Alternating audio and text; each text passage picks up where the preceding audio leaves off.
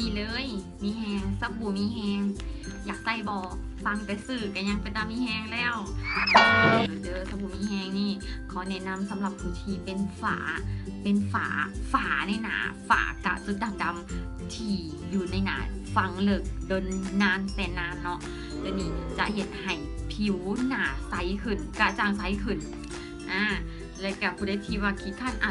บน้ำแลนกายยังประมาณนี้ขี้ข้านหูขี้ไข่เนาะหาบมีหินหูขี้ไข่ใส่อันนี้โหลดฟอกผิวไว้ประมาณ5 นาทีเท่านั้นเนาะก็จะเห็นให้ขี้ไข่พุออกข้างล่างให้มันสะอาดแล้วเอามือทูนขี้ไข่มันก็ยังออกแล้วเนาะผู้ใดที่อยากระเบิดขี้ไข่ใส่ตัวนี้เนาะมีแห้งใส่แล้วเย็นสดชื่นสบายเนื้อสบายตัวหรืออาการผดผื่นคันตามต้นโตผู้ใดที่มักคันไข้ต้นโตใส่ตัวนี้แล้วจะรู้สึกผ่อนคลายเพราะว่าตัวนี้จะเป็นสมุนไพรจากธรรมชาติและก็มีกลิ่นหอมสมุนไพรคือกับเฮาสปาผิวอยู่ในห้องสปาผิวฮะแหละอาบน้ำแบบเพลินๆกับสบู่มีแห้งสูตรเย็นก่อน30,000 กิจเท่านั้นลองมึงเด้อผู้ใดอยากมีผิวขาวหนาใสลองใส่มีแห้งบ๊ายบายค่ะ